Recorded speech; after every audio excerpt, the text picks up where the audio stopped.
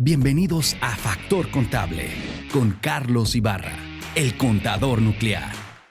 Hola, ¿qué tal amigos? ¿Cómo están? Bienvenidos aquí al Contador Nuclear con su servidor y amigo Carlos Ibarra, el contador nuclear, aquí para platicar en otro capítulo más para todos ustedes. Hoy con un súper invitado que ya traíamos un rato de que lo andábamos ahí correteando desde hace 2 años, que estuvo por acá en la ciudad de Monterrey. Y bueno, hasta ahora se acomodaron los tiempos y aquí lo tenemos. Bueno, para recordarles que este año, enero 2026, ya vayan preparando sus formatos, sus facturas, porque ahí viene su declaración anual 2025 para personas morales en marzo, a partir del 1 de marzo, y las personas físicas a partir del 1 de abril. Pónganse abusados por sus devoluciones de impuestos y aquí, como siempre, Factor Contable para apoyarlos en toda su tramitología y que les devuelvan en su tiempo y con todo lo que les toca, el impuesto que ustedes generaron a favor, venga a sus cuentas bancarias a hacer las cosas bien y que llegue el dinero como debe de ser. Bueno, después de esta presentación, me toca invitar a Rodrigo Murray. ¿Cómo está, Rodrigo? Muy bien, Carlos, contento, muy contento y me parece increíble. Primero viene esta caricia con el público de hola, bienvenidos a este programa y luego el madrazo, ¿no? De los impuestos. Exacto. No se olviden que tenemos que pagar impuestos. Que es una responsabilidad de todos los mexicanos como Así contribuyentes para que esto genere trabajo, que genere el gasto público que necesitamos. Siempre y cuando se vean reflejados, ¿no? Ese ya es otro capítulo. Fíjate que ustedes viven en un estado donde sí hay, de alguna manera, un reflejo, ¿no? Ahí está.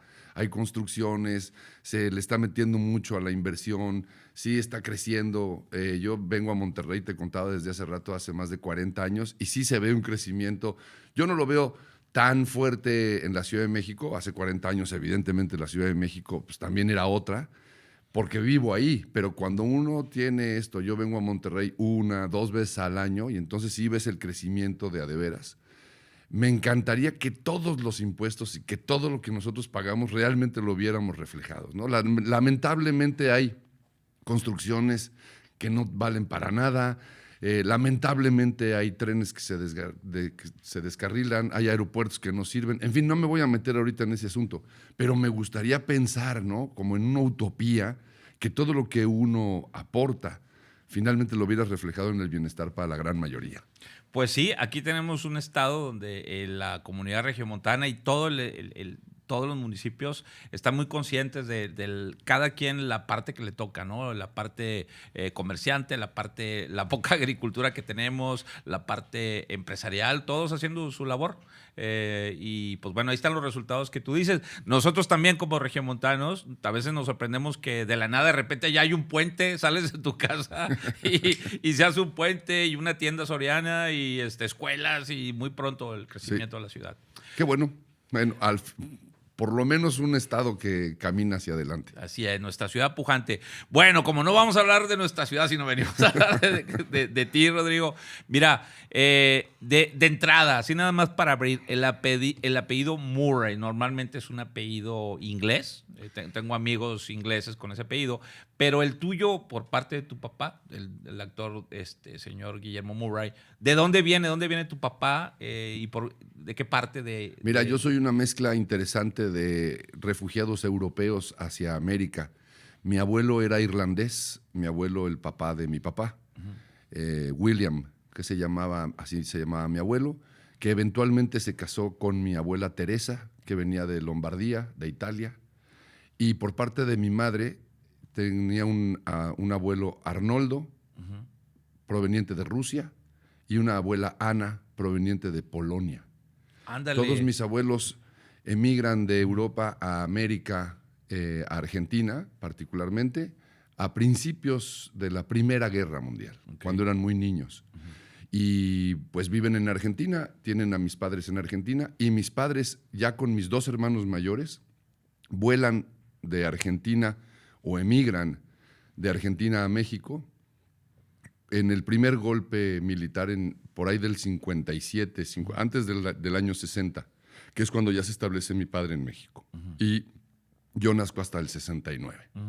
Yo ya soy chilango. Eres contemporáneo del servidor de 68 y casi, pues, pegaditos, ¿no? Pegaditos. Sí, pero yo soy Summer of 69.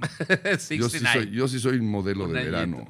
Oye, bueno, ahorita vamos a platicar del Atlante, ya al final del programa, que eres súper Potro. súper potro y feliz que ahora regresan a Primera División. Al fin. Bueno, tu papá de Rosario, de Argentina. Exacto. Ajá. Allí vivieron mis abuelos en Rosario y mi madre porteña, de Buenos Aires. De Buenos Aires. Exactamente. Y bueno, y luego ya de chavito naces en la Ciudad de México y de repente con tus primos que tenías en Argentina, ¿cómo son tus regresos a Buenos Aires? En aquel entonces no viajábamos tanto por compromisos de mi padre, porque era más caro viajar, porque no era tan fácil, pero sí en algunas ocasiones fuimos a Argentina y también algunos de Argentina vinieron alguna vez a México.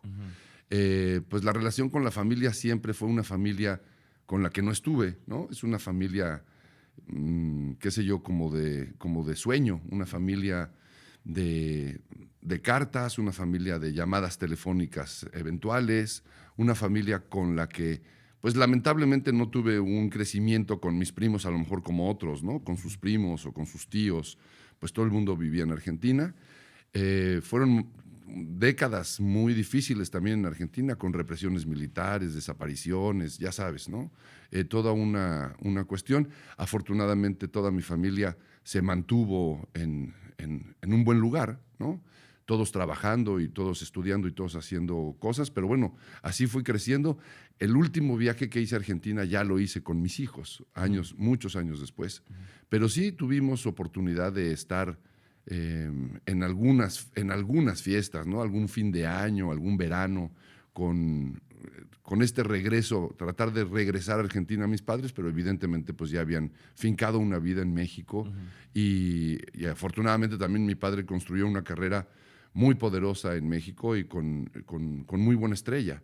Entonces, pues México era el lugar, evidentemente, donde estaban viviendo muy, muy felices y muy contentos. Don Guillermo Murray, aquí muy, muy querido en la ciudad de Monterrey, recuerdos muy bonitos, el Teatro del Seguro Social, grandes temporadas que se hicieron ahí. Cuando funcionaba ese teatro, cuando funcionaba. Cuando estaba bien. Venía con Silvia Pinal, en paz descanse. Mi madrina. Sí, eran esos repartos de ese tamaño, ¿no? Sí, yo me acuerdo justamente de esa gira, una obra con la que yo trabajaba con ellos, evidentemente no en escena, sino detrás de, haciendo todas las asistencias que te puedas imaginar, de dirección, de producción, de taquilla, de vestuario, Tramoya, de escenografía, todo. Era todo lo que ocurre detrás.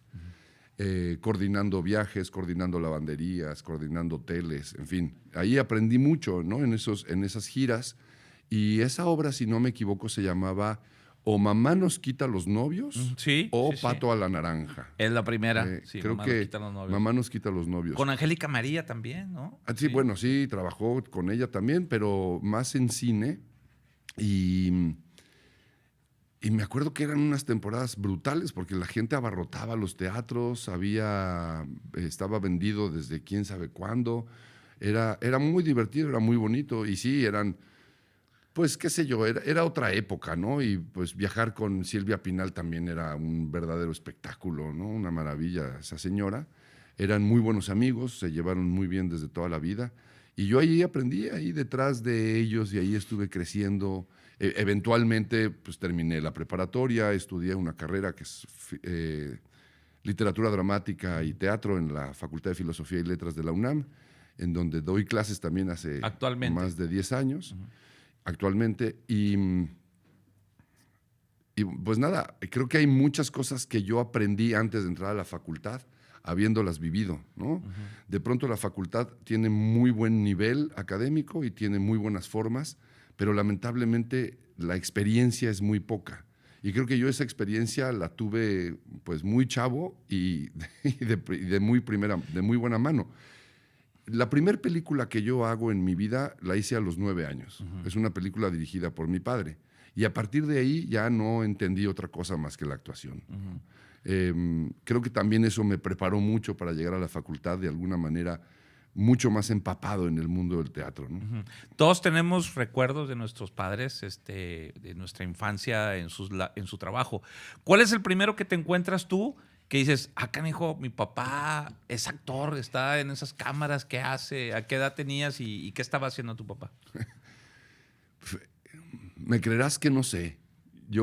Como también yo empecé muy chavo, yo empecé a los 9 años, me parecía que era lo cotidiano, me parecía que era lo normal. En muchas ocasiones, saliendo de la escuela, por el trabajo de mi madre, porque mi madre era médico ginecobstetra y arquitecto, entonces a veces tenía pues un montón de actividades que no correspondían con los horarios de la salida de los niños de la escuela. Entonces, De los demás, sí. me iba de la escuela, me iba directamente al estudio. Mi padre estaba filmando una película o haciendo algo y me acuerdo perfectamente bien que, esto muy chavito, en el estudio, los estudios América, que reconocidos sobre todo en gran parte de principios del siglo pasado y a mediados del siglo pasado, tenían construido todo un pueblo vaquero, ¿no? Entonces estaba el salón, estaba la cárcel, estaba el hotel, estaba... Donde amarran a los caballos. Exacto, todo. Y al lado había pues las caballerizas y estaban... Y todos los animales que trabajaban los llevaban una familia que se llamaban los Gursa. Y Miguel Gursa era un chavo que tenía más o menos como mi edad y a veces me invitaba a comer. Y en su casa pues había palomas, gallinas, tarántulas, culebras, de todos los animales que te puedas imaginar que eventualmente aparecen en las películas. Yo me la viví ahí y para mí era como una extensión del recreo. Era un sitio como para jugar, ¿no? Era un sitio de ensueño, totalmente pues, alejado de la realidad. Y también viví muchos años en la calle de González de Cosío, de la Colonia del Valle de la Ciudad de México, que es una calle cerrada. Y al lado de nuestra casa vivían los Díaz. Los Díaz era una familia de un ex militar de la Revolución que tenía 18 hijos, 15 hombres y 3 mujeres. Y con los hombres de distintas edades jugábamos en la calle bote pateado, escondidillas, tochito, fútbol, béis. En las Navidades, por ejemplo, a uno de ellos le regalaban la careta, a otro el bat, a otro la pelota, a otro la pechera, etcétera, ¿no? Entonces, sí se formaban unos equipos muy interesantes. Y esa fue parte de mi infancia, entre la calle, literalmente la calle, una calle pues que ya quisieran todos los niños de la calle tener, porque era una calle llena de actividades y de juego y de festividad, y los foros. Entonces, pues yo ahí crecí, ¿no? En medio de, claramente, pues, el juego y la diversión. Mira, esto da, lo que te menciono, da un preámbulo. Ahorita, la inspiración que tú tengas, de dónde tú la tomas, el preámbulo para la obra que vamos a platicar, la de Leonardo. Sí. Ya empiezas tú en esta materia de filosofía a ver autores, Sí, claro. a leer autores, Sí, claro. a conocer escultores, No, de pintores. hecho, en esa época, te estoy hablando cuando yo tendría 10, 11 años, es mi padre quien me presenta a Leonardo. Mi padre me dice, pues mira, este era un hombre que también se equivocó, que también lloró, que también amó, que iba al baño como tú y como yo. No me lo presentó como un genio, sino me lo presentó como un ser humano. Y en esa misma plática me acuerdo perfecto que me presentó a Leonardo, a Giordano Bruno, otro pensador que terminó siendo quemado en leña verde porque decía que el mundo era redondo, o sea, pobre ignorante, y a Jesús. Y entonces en esa mesa conocí a esos 3 hombres, no como líderes ni como genios, sino simplemente como seres humanos. ¿Qué edad tenías tú ahí? 10, 11 años, 10 años. 12 años, sí, a lo mucho. ¿Y qué fue en la sala de tu casa, en el comedor? Sí, en el comedor, como que los invitó a comer. Y entonces me platicó sobre estas 3 personas y me dio una serie de textos para leer y entonces yo empecé a ver los diseños de Leonardo y pues me voló la tapa de los sesos, ¿no? Los diseños de ingeniería, de aves, de caballos, de peces, los diseños anatómicos y empecé poco a poco a hacer una investigación un poquito más profunda. Años después, pero varios años después, me metí a una investigación muy seria que me llevó pues más de 10 años de investigación para terminar de escribir el monólogo. El monólogo este. Bueno, vamos a platicar directo. Aquí tenemos imágenes que pueden ver de Leonardo. De Leonardo. Una obra con una propuesta muy diferente, de entrada inspirada. Bueno, ¿de dónde sacaste, Rodrigo, el cubismo, la obra esta de Esteban? De Sebastián. De Sebastián, perdón.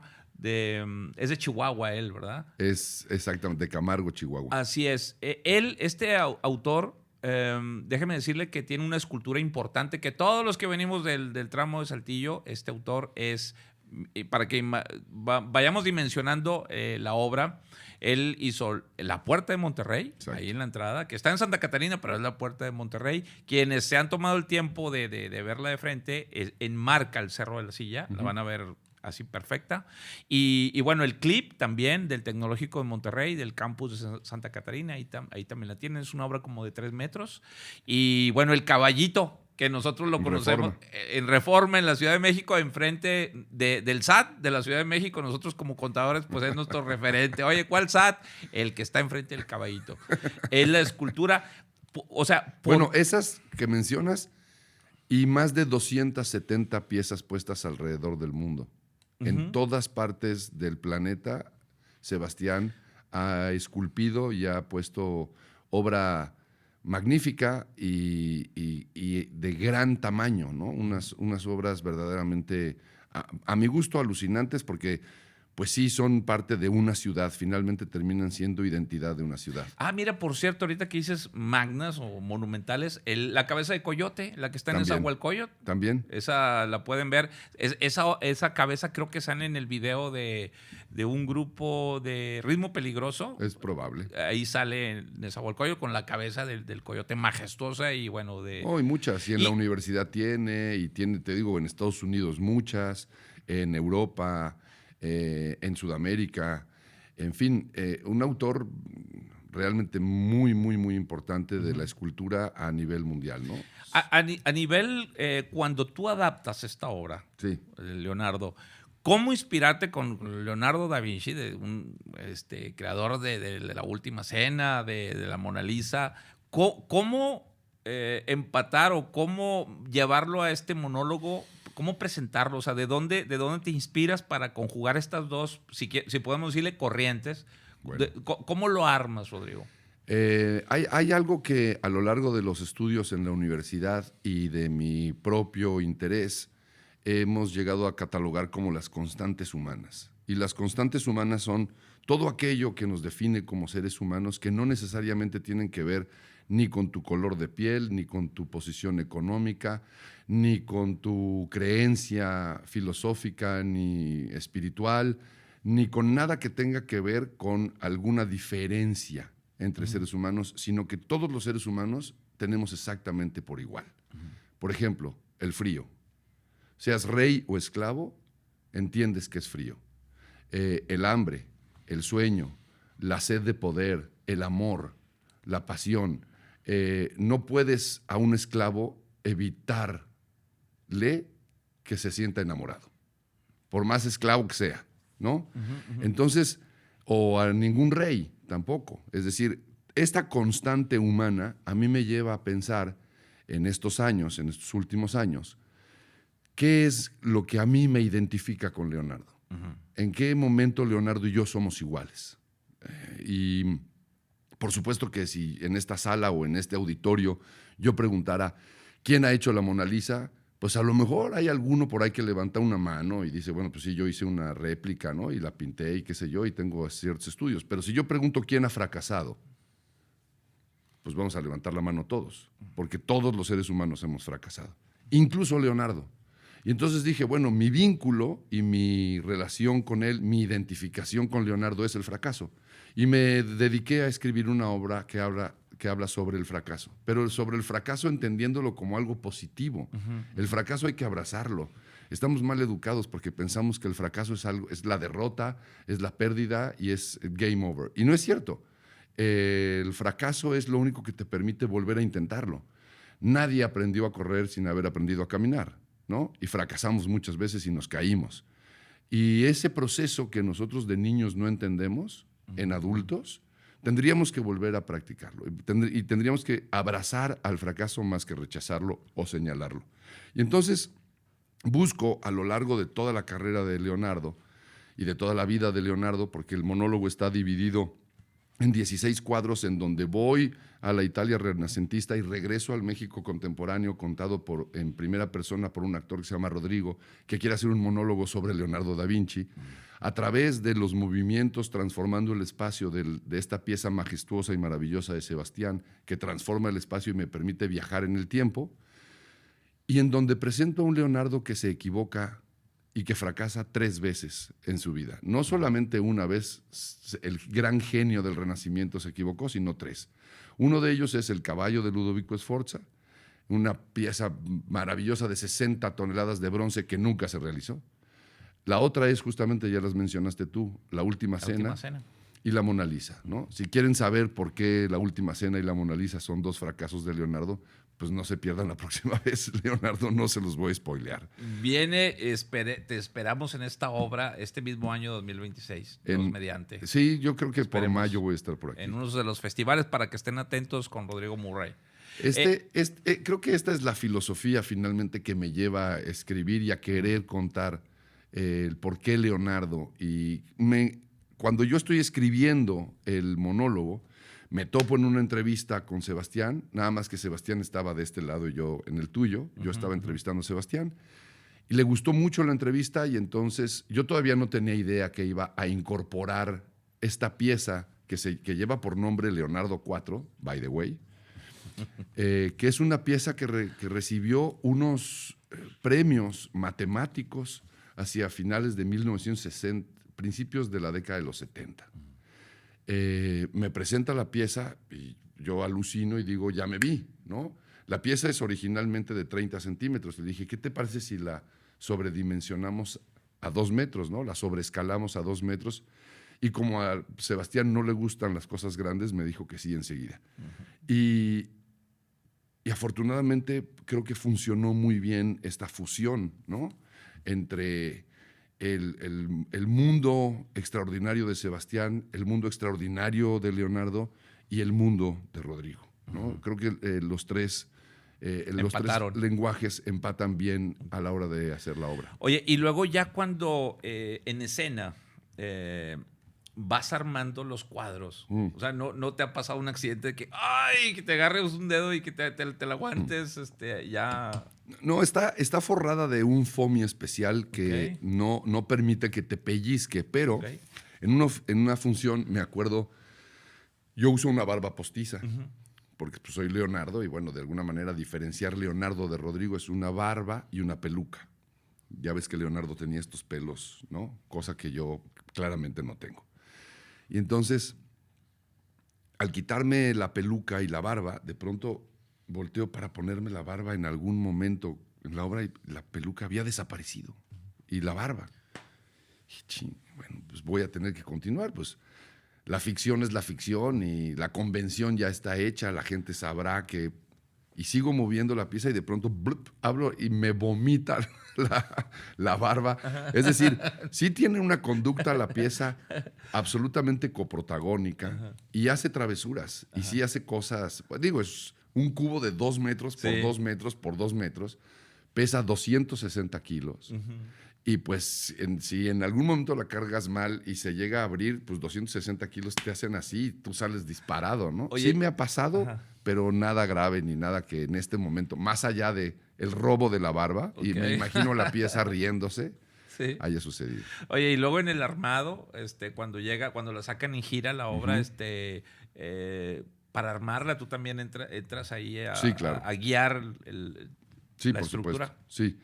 Es interesante porque la pieza genera, como pueden ustedes ver en las imágenes, una serie de figuras sin despegarse y de pronto ves un cubo y unos minutos más adelante ese mismo cubo está convertido y transformado en una esfera.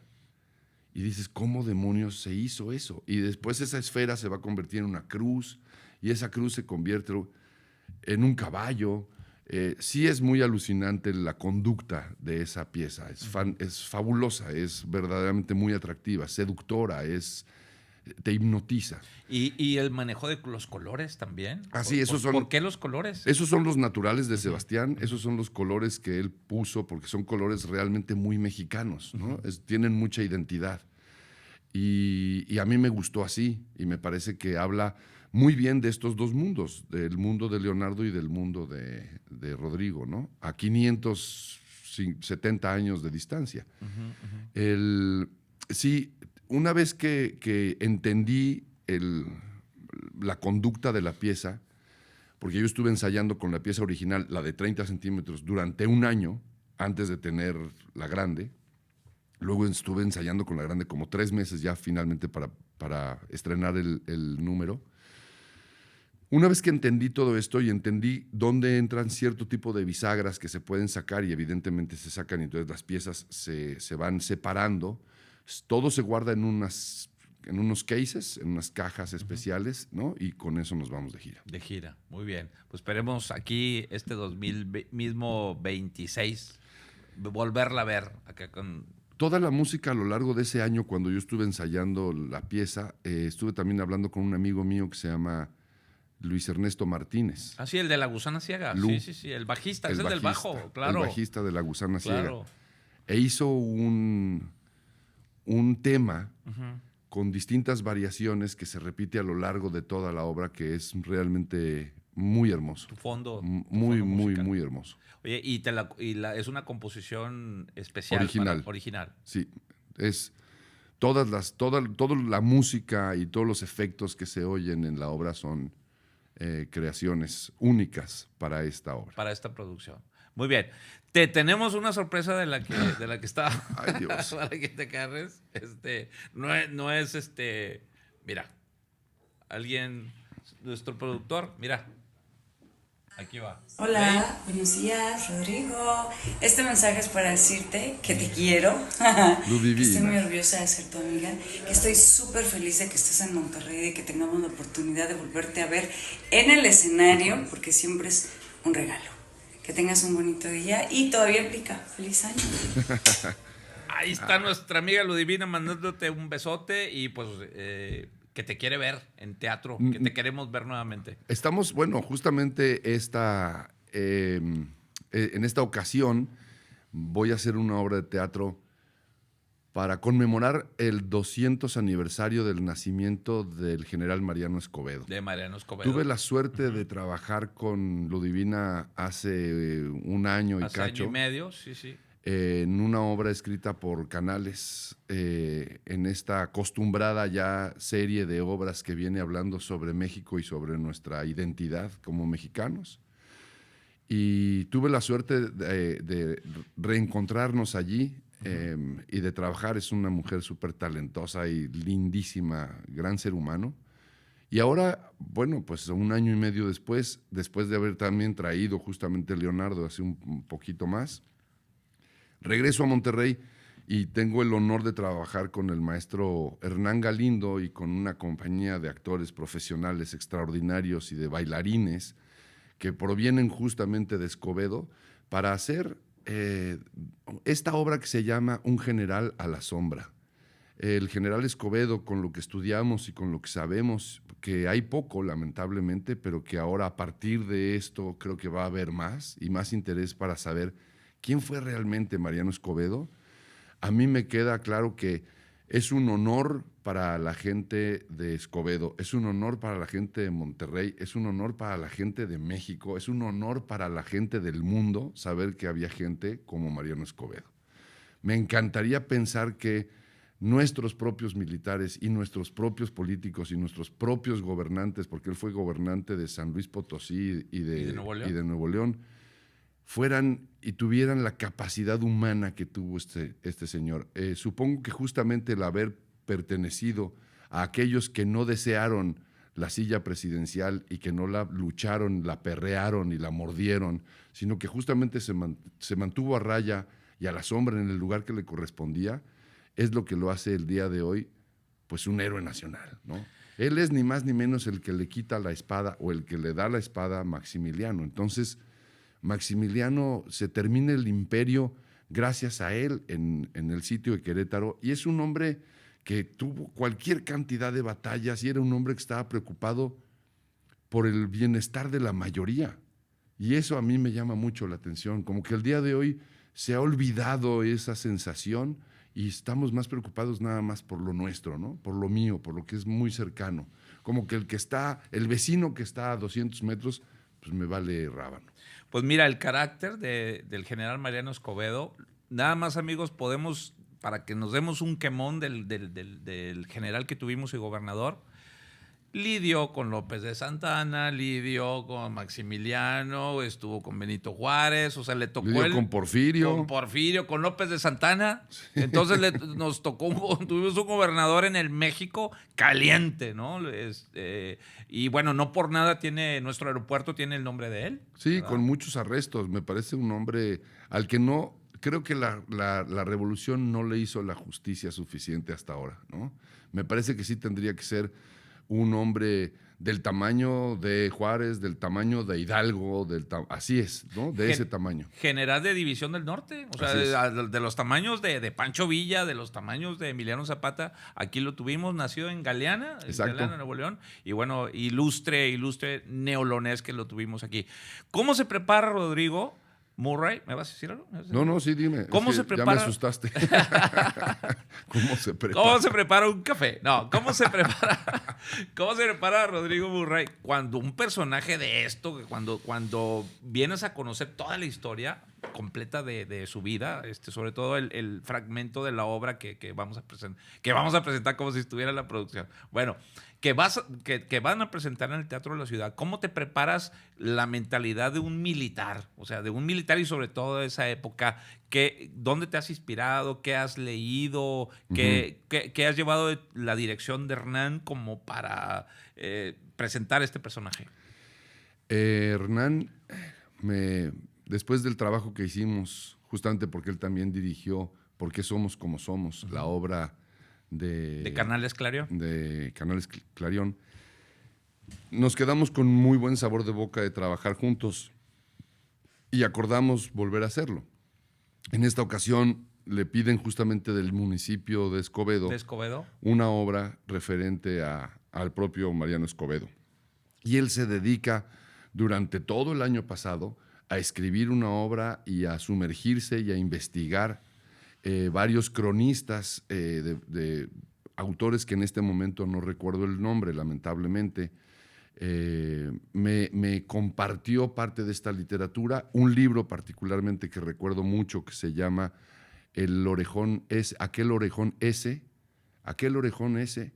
de Benito Taibo, que también es un gran historiador. Era muy orejón.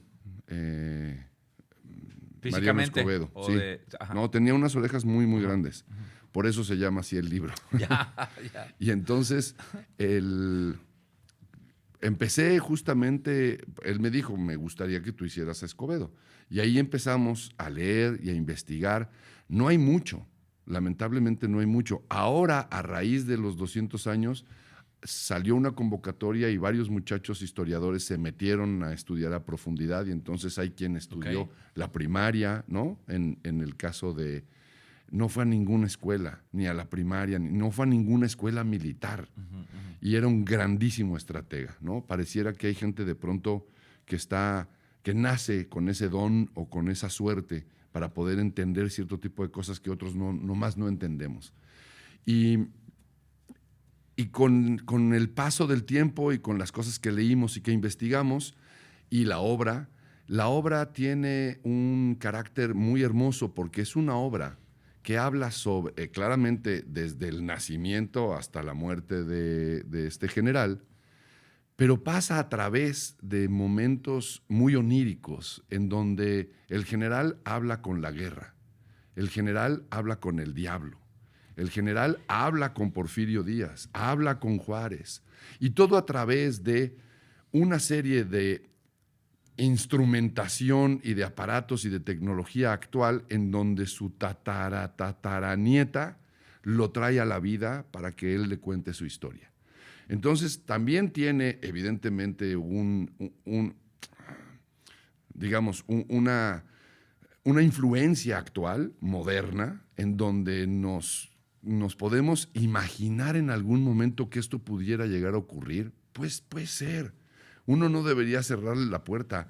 Me acuerdo hace 570 años que Leonardo diseñó el primer bicho para volar y lo tildaron de loco, ¿no? ¿Cómo, mano? Si no se puede volar. Y hubo accidentados, ¿no? Con sus prototipos. Unos años después, el hombre vuela, ¿no? Unos años después, otro loco como Julio Verne decide que el hombre llega a la luna cuando todavía no había viajes espaciales y lo tildan de loco, ¿no? Y años después, el hombre llega a la luna. Entonces, pensar que el día de hoy la inteligencia artificial y la tecnología nos pueda llevar al pasado o nos pueda llevar al futuro o nos pueda traer a un ser de la ultratumba a que nos platique cómo fue su historia y cómo fue su verdad, no me parece tan descabellado. No. Por lo pronto el teatro está justamente para eso, ¿no? Para ofrecernos un viaje y una ilusión. De eso se trata la obra. Y está llena de batallas y entonces hay un grupo de baile que interpreta justamente a los soldados, pero también está, en fin, creo que es un despliegue interesante, bonito, en donde no es una clase de historia de hueva, es una clase de teatro de diversión. Con una dinámica diferente. Absolutamente. ¿No? Creo que la forma en la que se cuentan las cosas depende mucho, ¿no? Y no es una academia, no es un tratado sobre un personaje que vivió y al que no se le ha hecho el reconocimiento. No. Era un hombre de a pie, como tú y como yo, ¿no? Que tomaba mezcal. Tomaba mezcal. Pues sí. ¿Cómo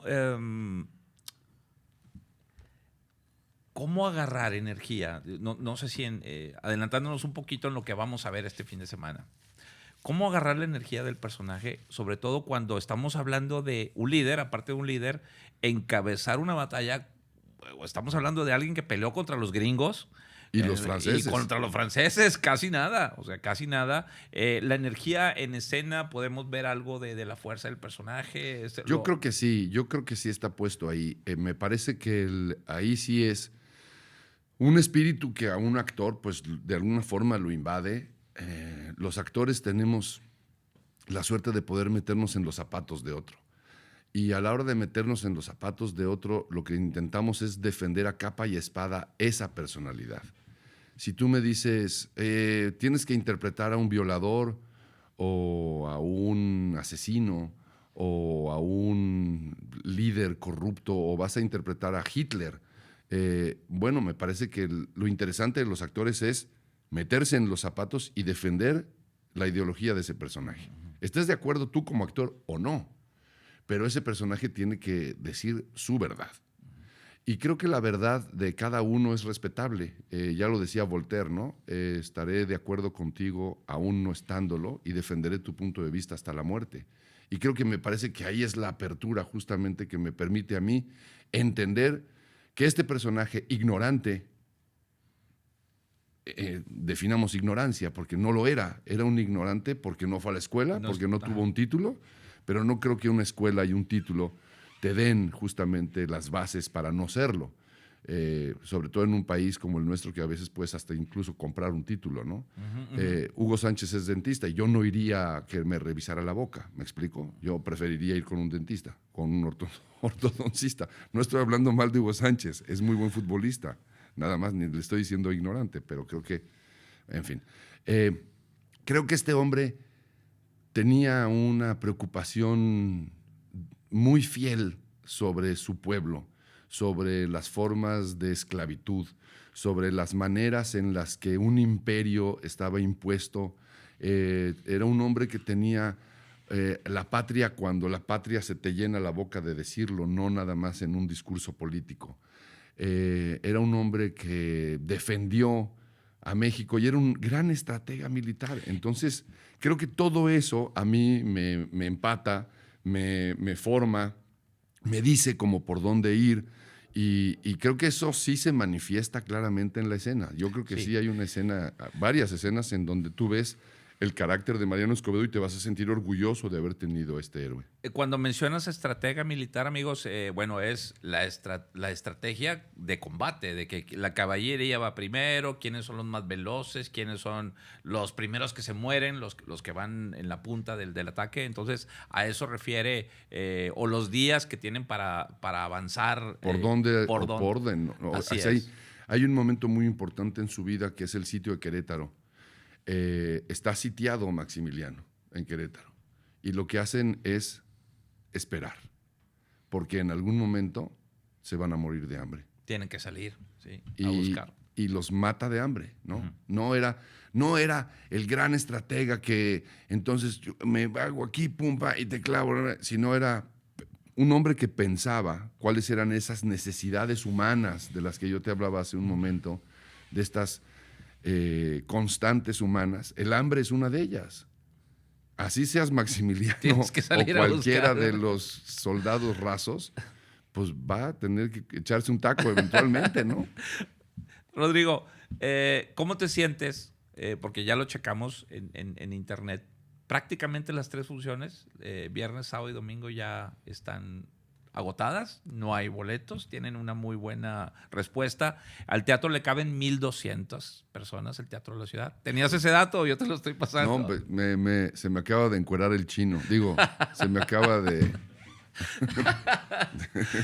1,200 personas te esperan en el estreno y el sábado y el domingo. ¿Qué te parece? Pues sí, tengo un nidito en la garganta, dirían otros, ¿no? Es que no es, dicen, no es un nudito, no, es un nidito porque se me subieron las bolas. Pues sí, 1,200 personas se volaron los boletos y hay que agradecerle al municipio de Escobedo, ¿verdad? Sin duda, están haciendo una gestión fantástica, tanto el director de cultura como el alcalde. Uh-huh. Tienen un teatro bellísimo, estuve en Escobedo el martes justamente y el teatro está bellísimo, Escobedo está padrísimo.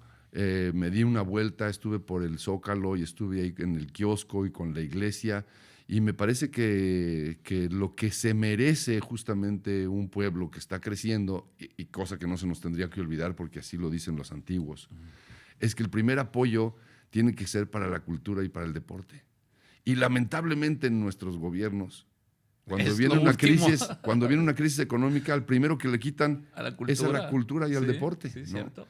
Entonces yo creo que los 2 grandes pilares y estandartes de una nación tendrían que verse reflejados justamente en eso, ¿no? En esos apoyos. Ya lo decían los gringos, ¿no? Mente sana en cuerpo sano. Sí. Hay que agradecerle a Hugo Espiricueta, que es el secretario de Cultura de Escobedo. Hugo, muchas gracias por esta propuesta, de esta obra, de este proyecto, y al alcalde Mijés. Exactamente. Que aparte... Andrés, ¿no? Andrés, el nombre no recuerdo, pero Andrés. Es Mijés, sí. Creo que es Andrés. Él... remodelaron, amigos, el Teatro Fidel Velázquez, el que está en Escobedo, allá adelantito de Sendero, allá acabando San Nicolás. Y déjeme decirle que están estrenando el videoteatro, ¿verdad? Tienen unas pantallas, pusieron unas pantallas en los costados y abajo del escenario. Entonces, esto para nuestros amigos que hacen contemporáneo, que bailan contemporáneo, pueden a partir del video presentar una historia como complemento apoyándose en las pantallas. Entonces esto también es una oportunidad para que nuestros amigos anótense ahí con Hugo Espiricueta para pedir el espacio del teatro, sí, que es para todos. Entonces, tiene una pantalla de LED al fondo que es correcto, verdaderamente espectacular, ¿no? Pues gigantesca y es el teatro digital. Teatro digital. Y mira la maravilla de que se presentarán óperas ahí, entonces óperas cantadas en italiano y la gente del público las puede escuchar y tiene ahí los subtítulos, ¿verdad? El traductor. El traductor cómodamente para que disfruten la ópera. Bien, porque aquí siempre apoyamos a la cultura en este espacio y le damos un aplauso al municipio de Escobedo. Bien por eso. Padrísimo. Queremos que todos los municipios...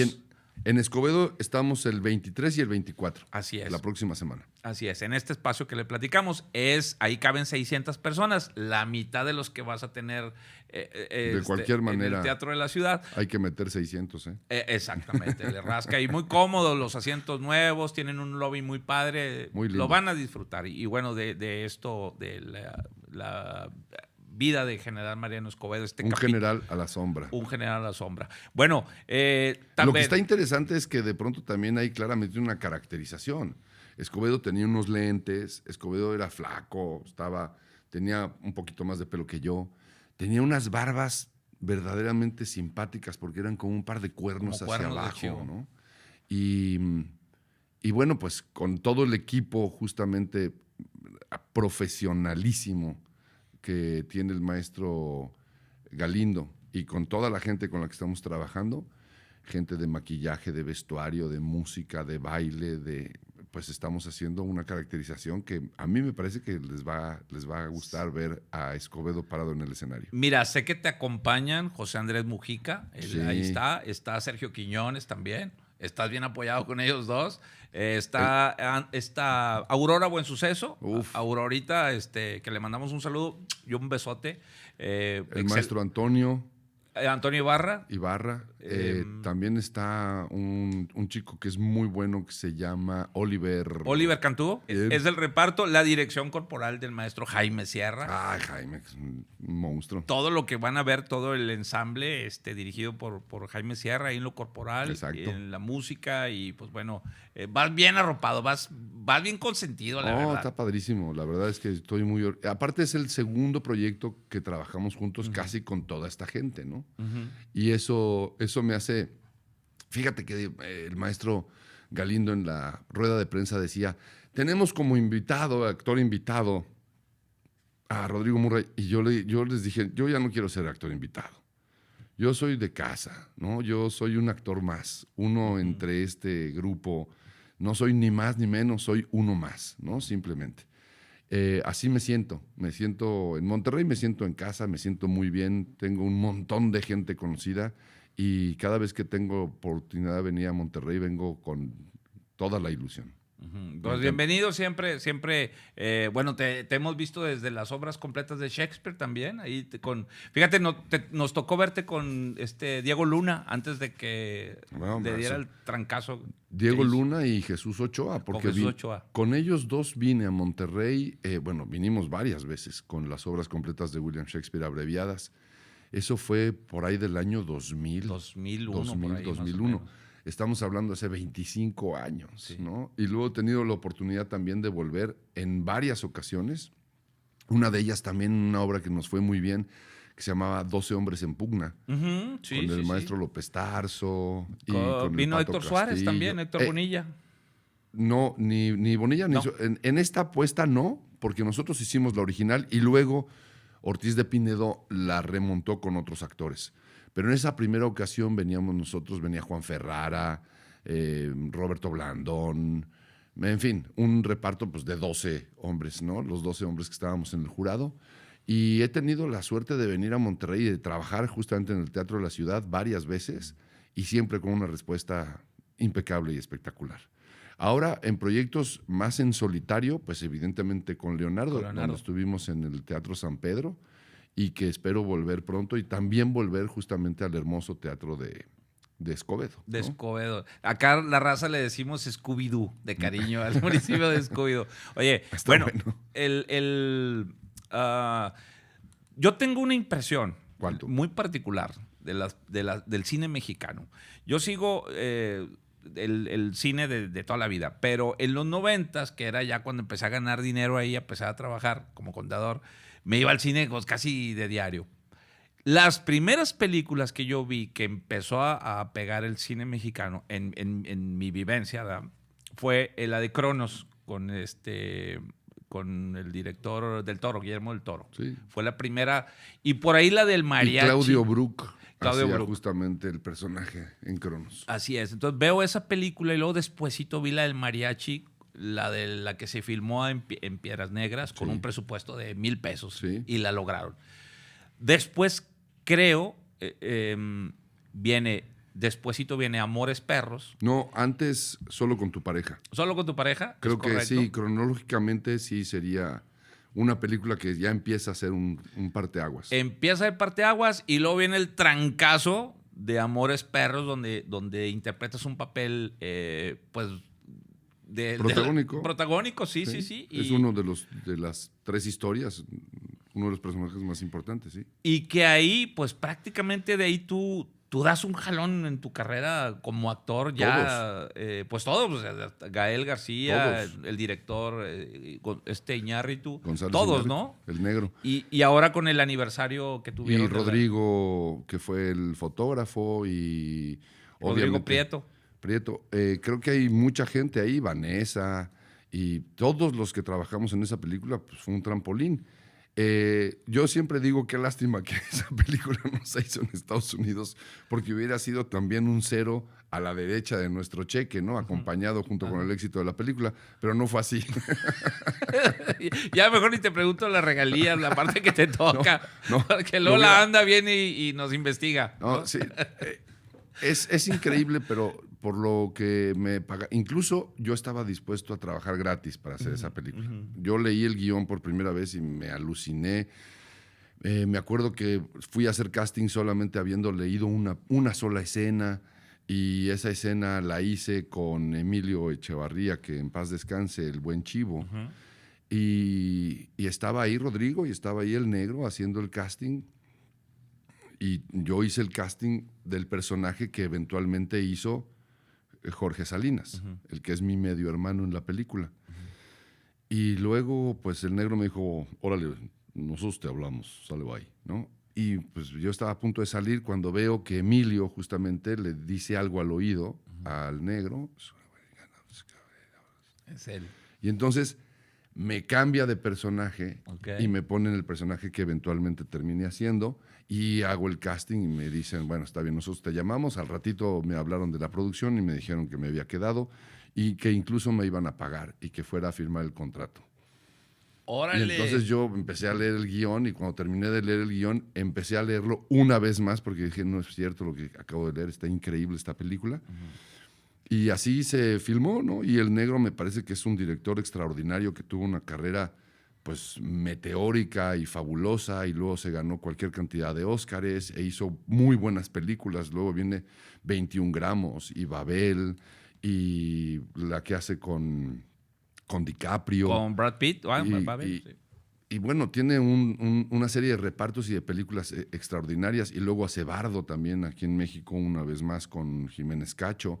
Y creo que tiene una cinematografía espectacular y tiene una relación extraordinaria con Memo Arriaga, con Guillermo Arriaga, el escritor. Ahora se acaban de reconciliar 25 años después. De años.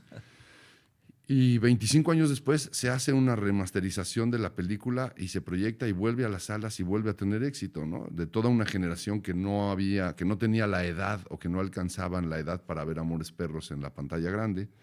Y sí es un parteaguas en mi carrera, sin duda alguna, y sigue siéndolo, ¿no? En el momento en el que se menciona Amores Perros, pues gran parte de la sociedad pues sí sabe de qué se está hablando. Nominada para el Oscar, ¿no? De película extranjera. Sí. Nominada para el Oscar en aquel entonces. Y le ganó la del tigre, ¿no? El tigre y el dragón. El tigre y el dragón, sí. Bueno, viene... Esa fue la que ganó, ¿no? Porque había 3 o 4 películas nominadas. Yo me acuerdo que estaba... ¿Ves que en los Oscar pasan una escena pequeñita, ¿no? De la película. Amores Perros, México, González Iñárritu, no sé qué, y pasan una escenita. Y entonces yo estaba con mi mujer, estábamos recién casados, viendo los Oscar ahí en la tele, así con los ojos abiertos. Y estaba nominado, y entonces en el pequeño corto que pasan ahí, donde está toda la academia viendo, pues salió mi cara, ¿no? Y me dice, güero, estás en los Oscars. Qué fregón, qué fregón. Sí, no, nunca me voy a olvidar de eso. Sí, fue un momento así de, órale. El simple hecho de una película que haya sido nominada y que haya tenido el éxito y la trayectoria y que se haya convertido en un clásico, porque el día de hoy Amores Perros pues ya es un clásico, ¿no? Sí, es una referencia del cine nacional.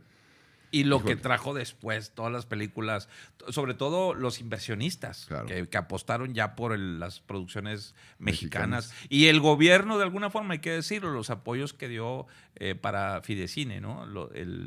Que ya buscaba las empresas, los apoyos, patrocinios, y el cine mexicano despertó a lo que es hoy. Porque ya muchos chavos ya ven la mesa servida, ¿no? Pero ustedes fueron los que iniciaron con el boom de la cinematografía mexicana. Bueno, actual, ¿no? Porque recordemos que México hacia finales de la década de los 30, durante los 40 y la década de los 50, pues tiene un cine extraordinario, ¿no? Fuera de serie.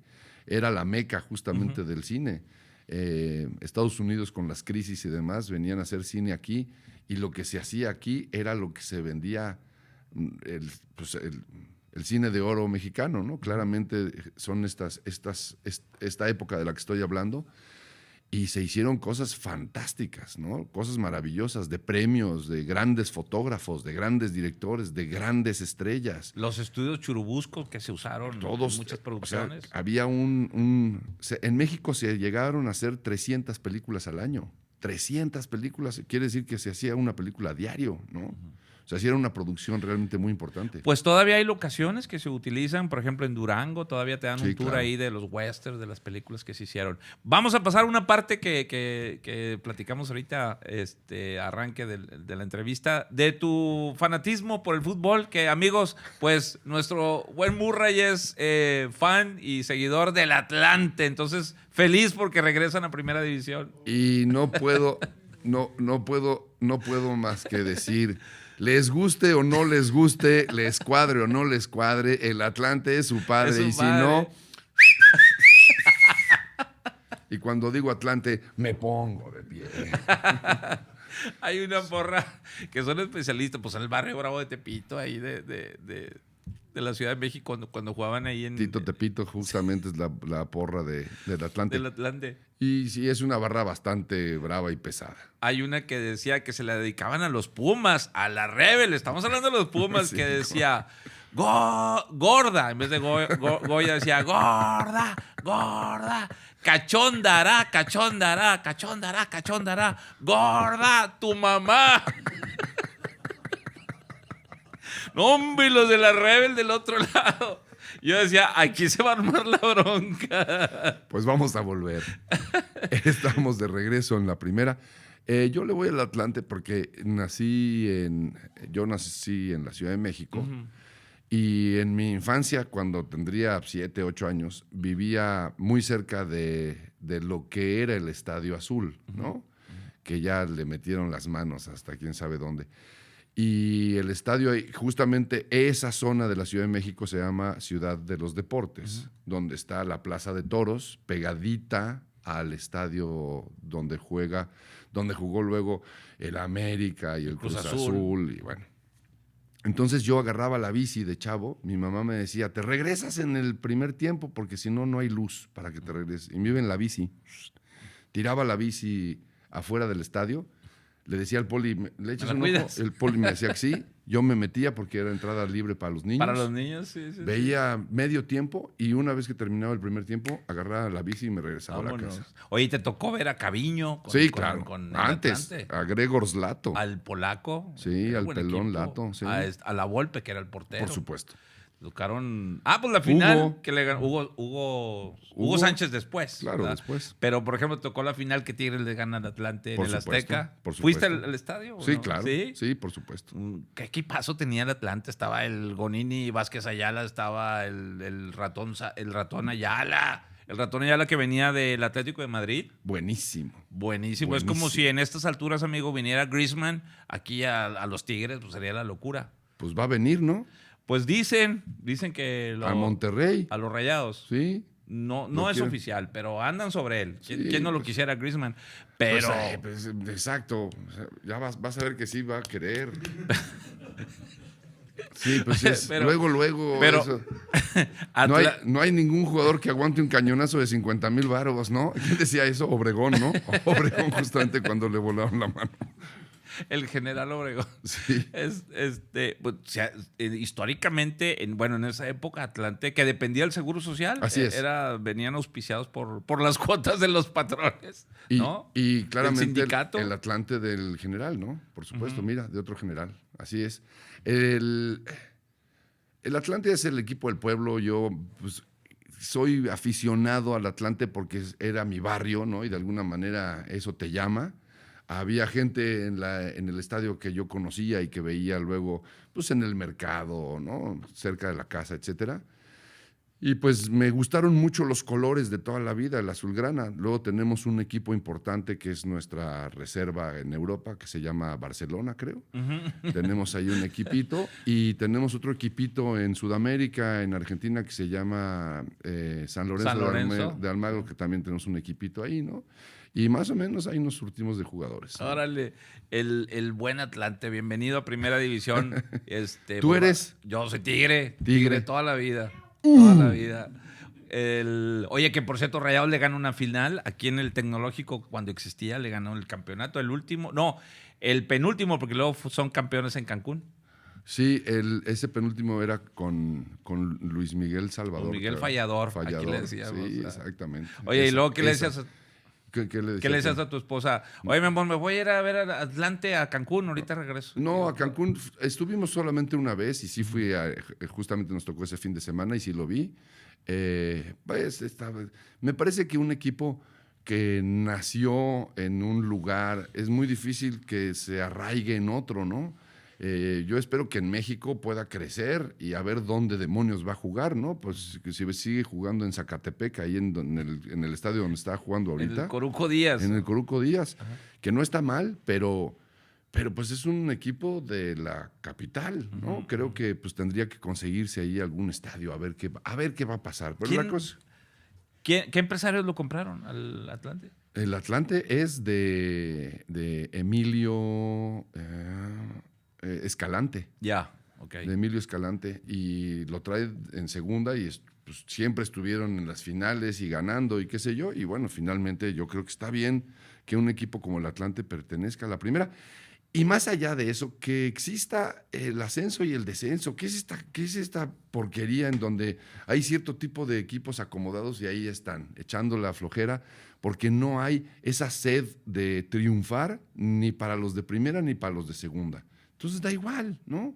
Pues aquí me voy a quedar y entonces pagamos una cuota extraordinaria anualmente y esa cuota se le pasa a los equipos de segunda y ahí seguimos. Uh-huh. Y no hay un compromiso de a de veras en donde... De invertirle en pues jugadores. Se rompan el lomo haciendo buen fútbol y el que gana, pues que avance, ¿no? Y si ganas el primer lugar y el segundo lugar en la segunda, pues que subas y los dos últimos de la primera, pues que bajen. Así es como se juega en todo el mundo. Uh-huh. ¿Por qué en este país, no? Pues es como tipo NFL, como franquicias o las grandes ligas. Pues sí, pero me parece que así no era en México. No era.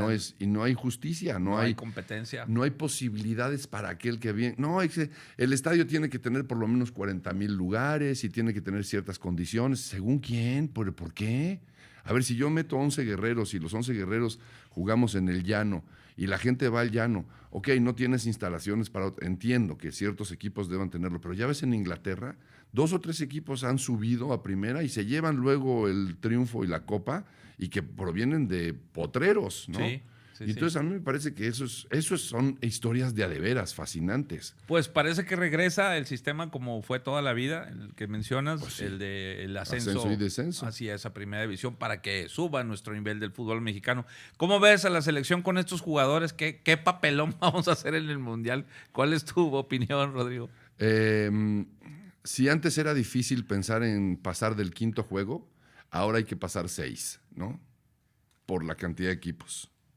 Y pensar que vamos a pasar el 6º partido ya no es el 5º, es el 6º. Eso tiene que ser de cajón. Híjole. Oye, pero, por ejemplo... Yo no considero que sea una mala generación ni malos jugadores. Y todo el fútbol en el orbe ha crecido de forma importante, ¿no? Tú ves jugar a Marruecos y te sorprende. Tú ves jugar a Cabo Verde y dices, Haití. ¿Qué les pasa, no? ¿De dónde salieron? Lo que me parece increíble es que México no haya crecido junto con el crecimiento del resto de las naciones, porque tú ves un partido de la liga inglesa o de la liga italiana o de la española y luego ves un partido aquí de la liga mexicana y parecen dos juegos distintos, ¿no? Sí. Pareciera que estás viendo otra cosa, ¿no? Sí. No se entiende. No, y que ya se acabó el cuentito de que no, es que los haitianos, como no tienen liga profesional, es el lanchero, es el taxista. No, señores, la selección de Haití, la mitad de los equipos juegan en Inglaterra. O sea, son jugadores seleccionados de Haití, pero ni nivel de la Liga Premier en Inglaterra. Sí, por supuesto. No, yo no creo que haya equipo chico. No considero a México tampoco un equipo chico, pero pues a ver qué pasa, ¿no? La moneda está en el aire, como siempre, como todos los mundiales de México, ¿no? Yo me acuerdo, qué sé yo, por ejemplo, en el 78, que dijeron que era muy fácil en el 78 por las cosas que están escritas, ¿no? Yo era un niño, pero me acuerdo, y jugaba creo que contra Alemania, contra Polonia y contra Túnez. Arabia Túnez, exacto. Sí. Entonces a Túnez se le gana, a Polonia se le empata. Empata y perdemos contra Alemania. Órale, ya vas. Pues perdimos y perdimos. 12 goles en 3 partidos nos recetaron. 6, 3 y 3. Entonces, esta posición de México que parece que somos una superpotencia futbolística, pues no, para nada, ¿no? Yo creo que hay que poner los pies en la tierra. Mucho trabajo.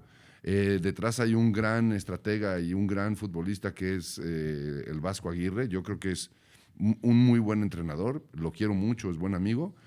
Pero creo que hay que renovar muchas cosas y creo que México se quedó un poquito anquilosado, ¿no? O sea, podríamos ver casi al México del 78 el día de hoy y no pasaría nada, ¿no? Es lamentable. ¿Cómo era esa otra anécdota muy divertida? También jugaba Pilar Reyes como portero. Sí, era el portero de Tigres y el que otro se lastimó portero, entró. Salió al vestidor y cuando el otro portero termina el partido dice, empatamos, ¿cómo que empatamos? ¿3-3? No, te metieron 3 a ti y 3 a mí. Perdimos 6-0. 6-0 con la Alemania Federal. Sí, contra sí, Alemania. Sí. Fue en ese mundial, ¿no? Fue en ese mundial 78. Okay. Nos trajimos una docena de goles en 3 partidos. Bueno, pero eran menos selecciones, eran 16. Sí. Y ahora son como 100. Sí, casi todo el mundo. Una de las grandes anécdotas que me acuerdo del fútbol que a mí me fascina, y me fascina contarla y recordarla, es la inauguración de México en el 70. Transmitía el partido el grandísimo Ángel Fernández. Y entonces sale la Unión, en ese momento la Unión Soviética, contra México, y la Unión Soviética traía marcado en el pecho CCCP. Y Ángel Fernández dijo, aquí vemos la selección de la Unión de Repúblicas Socialistas Soviéticas, cómo quieren a este partido y a este pueblo y a este país que traen pegado al pecho Cucurrucucú Paloma. ¡Maldito genio! Ese era don Ángel Fernández. Genio absoluto, ¿no? Maravilla, ¿no? CCCP. Cucurrucucú Paloma. Y dejó inmortalizadas muchas frases. La de Hugo Sánchez, el gol que le mete precisamente el Atlante, le puso un gol fantástico y se quedó. Ahí lo pueden ver en YouTube. Un golazo de chilena. Se lo metió a la Volpe. A la Volpe. Sí. Se le metió 2 a la Volpe de chilena. Que la Volpe le dijo, no me vuelves a meter uno, pues no, le metió. Tómala. ¡Pum! le metió otro, como dicen en el pueblo, más mejor. Más mejor. Rodrigo, bueno, aquí pudiéramos seguir platicando agradablemente contigo siempre. Te apreciamos mucho que estés aquí, canijo. Te apreciamos mucho. Yo también la pasé con madre, como dirían Eso. aquí. Te vamos a ver en el teatro. He tenido la chance de verte en Monterrey, en la Ciudad de México, en las películas. Y muy agradable tu persona. Gracias por estar en este espacio, te lo agradecemos. Has dejado mucho en este estudio, en esta cabina, sobre todo para los chavos, que ahora los que tienen inclinaciones para teatro, para la filosofía, para el análisis del personaje que tienes en sí complejo o digerible, que es la historia de Leonardo, que ojalá que estés acá nuevamente en Monterrey, aquí para promocionarte también la obra. Estaremos nuevamente, que no se la pierdan, amigos. Lo original la escribiste tú. Sí, está escrita por mí, dirigida por mí, producida por mí y actuada por mí. Decorado todo. Tengo 4 cachuchas puestas en ese proyecto. Lo vamos a ver también en la taquilla, ahí ayudando, ¿verdad? Y corre para el escenario. Exacto. Y luego me pongo una escoba, no les voy a decir dónde, y barro el escenario.